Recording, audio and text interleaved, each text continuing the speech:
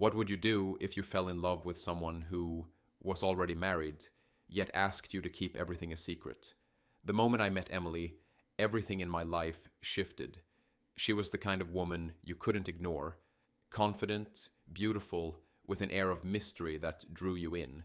At first, she seemed perfect, like the answer to everything I didn't even know I was looking for. Our chemistry was undeniable, our connection immediate. But something wasn't quite right. She'd smile and laugh, but there were moments when her eyes would flicker with something darker, something hidden. I couldn't put my finger on it. When we began seeing each other, she insisted that no one know. Just us, she'd say. But even her whispers felt heavy with unspoken truths. Soon, the tension between us grew, and I couldn't shake the feeling that Emily was hiding something. I was falling for her, but at what cost? As the weeks passed, our relationship grew deeper, more intense. Every stolen moment felt like a victory, our laughter echoing through the empty corners of the world we'd created for just the two of us. But it wasn't all perfect. Emily would sometimes grow distant, her eyes clouded with a sorrow she wouldn't share. Her reluctance to discuss her past, her life before me, was strange.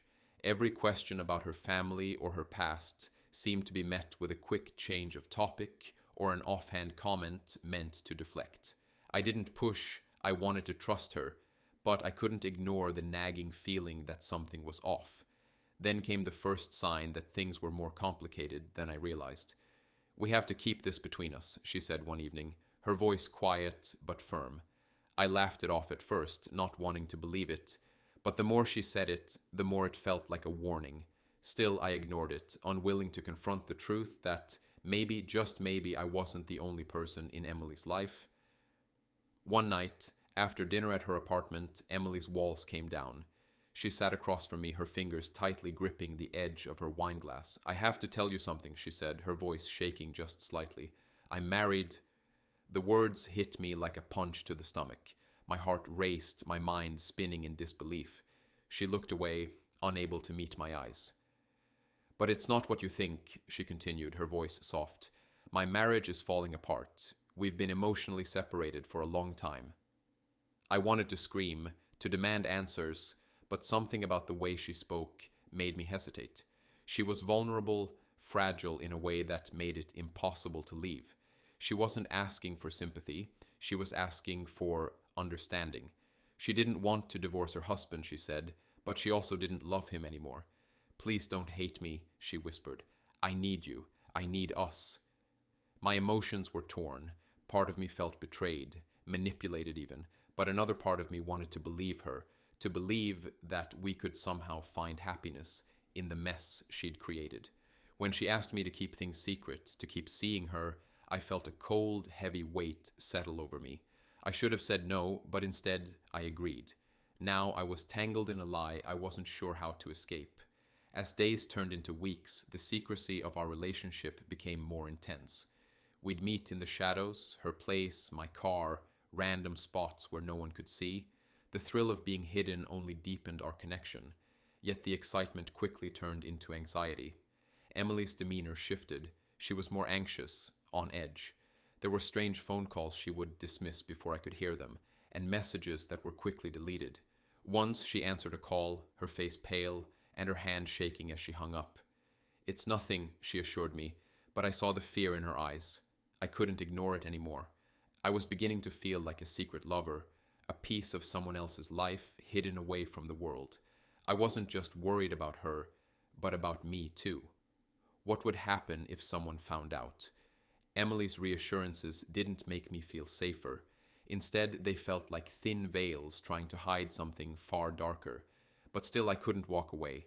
The emotional pull she had on me was too strong. My moral compass was screaming at me to stop, to leave. But I didn't want to. I wanted to believe that we could overcome it, that love was enough. It was a late night when everything came crashing down.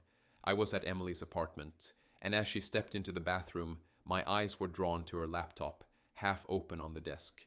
My curiosity got the best of me, and I clicked the screen. I wish I hadn't. What I found was more than just emails. There were exchanges between Emily and other men, men she claimed to have never known, men she'd made promises to. She was hiding something darker than I'd realized. My heart sank as I read one particular message. He's getting closer. I'll handle it, but we need to keep things quiet. The words were chilling, but what disturbed me even more was the realization that Emily had been playing me all along. The woman I thought I loved had been hiding her true nature, manipulative, secretive, and worse yet, not just with me. I'd become part of a dangerous game I never signed up for. When Emily returned, I confronted her. She didn't deny it. Instead, she cried, telling me her marriage had deteriorated beyond repair, but that she loved me, and I was the only one who understood her. But as I looked into her eyes, I saw something else, a coldness I hadn't noticed before. The truth was clear now. She wasn't just hiding her marriage, she was hiding everything. I didn't want to believe it, but I couldn't ignore the truth anymore. Emily's husband was more than just a distant figure in her life. He was dangerous. I started to piece things together. The strange phone calls, the men, the tension in Emily's voice whenever his name was mentioned. I learned from a friend that her husband had been following her, watching her every move. He was controlling, unpredictable, and capable of violence. The more I found out, the more my fear for both Emily and myself grew. Then one evening, I got the phone call I'd been dreading. "Stay away from my wife," a gravelly voice warned on the other end. It was him, Emily's husband. He threatened me, promised that I'd regret getting involved with her. My heart pounded as I hung up the phone. I wanted to run, to disappear, but my connection to Emily made that impossible. Emily tried to convince me that everything would be okay, that we were safe. But the more she reassured me, the less I believed her. I couldn't shake the feeling that she was lying to me again. Her fear was real, but it wasn't just about her husband. It was about the tangled web of lies she'd spun to keep me in her grasp. I couldn't breathe. Every moment with Emily had become suffocating. The weight of the lies, the constant fear, the growing realization that I was losing myself in her world. It was too much. I had to make a choice: stay and risk everything, or walk away and rebuild my life. As I stared at her, pleading for me to stay, I knew I couldn't do it anymore. The love I thought we shared was just a fantasy, a dangerous illusion. The lies had torn us apart long before I realized it. I couldn't keep living in a world built on secrets. With a heavy heart, I left. I couldn't save her. I couldn't save myself. As I walked away, I promised myself I'd never fall for a lie like that again. My heart ached, but it was time to let go. The aftermath of my relationship with Emily left me scarred, but wiser. I tried to make sense of it all, of the lies, the betrayal, the love that never was. I had been part of her game, and now I was left to pick up the pieces. As for Emily, I never saw her again. Her marriage had crumbled, but I wasn't sure if that was truly her fault, or just another chapter in her long history of deceit. She was left alone, with nothing but the aftermath of her lies to keep her company.